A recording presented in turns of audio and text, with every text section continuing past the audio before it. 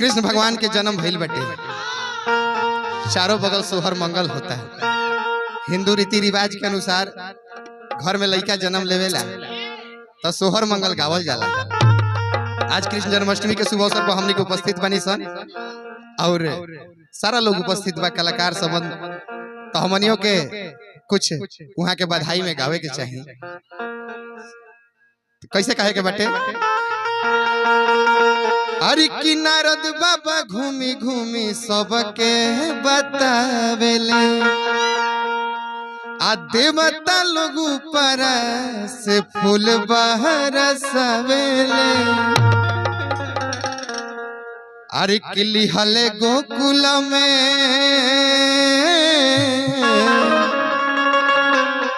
अरे किली हले गोकुल में कृष्ण जनमवा तो बजेला बजनवा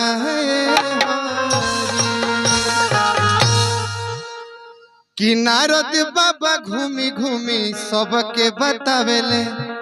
कहे के बा आ देव तो लोग ऊपर से फूल बरसावेले। कहे के बाद संदीप भाई कैसे कि नंद घरे लिहले, नंद घरे लिहले कृष्ण जनमवा तो बजेला बजनवा हरि। नंद घरे लिहले कृष्ण जनमवा तो बजेला बजनवा हरि। की बजेला बजनवा हरि, की बजेला बजनवा हरि।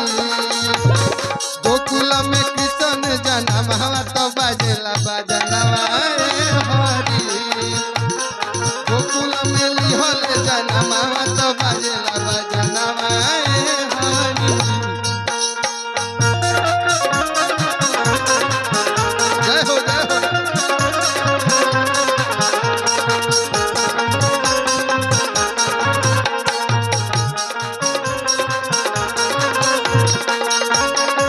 क्या बात है।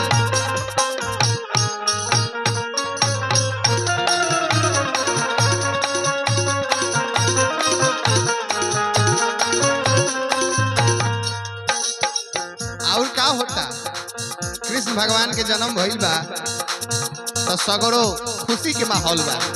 कहे के बा कैसे, घरे घरे गोकुल में सोहर गावाता। और का देखी श्याम सुंदर के खुश बड़ी माता। घरे घरे गोकुल में सोहर गावाता, देखी श्याम सुंदर के खुश बड़ी माता। और का कि भई जगमग,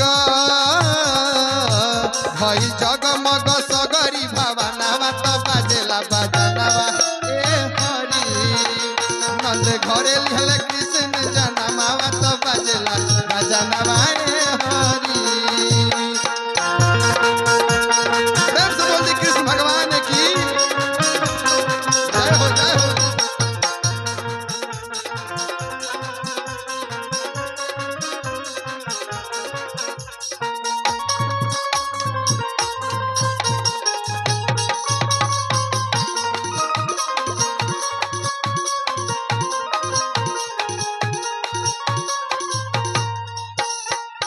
और का कैसे कहे के बा, नंद बाबा बाट तारे लड्डू मिठाई। और का साथी जितेंद्र संगे देता रे बधाई। नंद बाबा बाट तारे लड्डू मिठाई, साथी जितेंद्र संगे देता रे बधाई। और का कि मुखिया गावता रे गानावा हरि।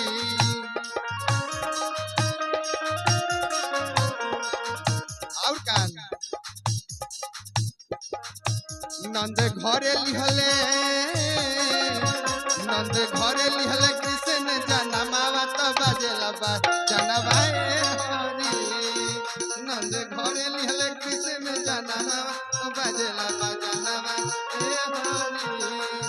नंद घरे लिहले कृष्ण जनमवा तो बजेला बजनवा हरि।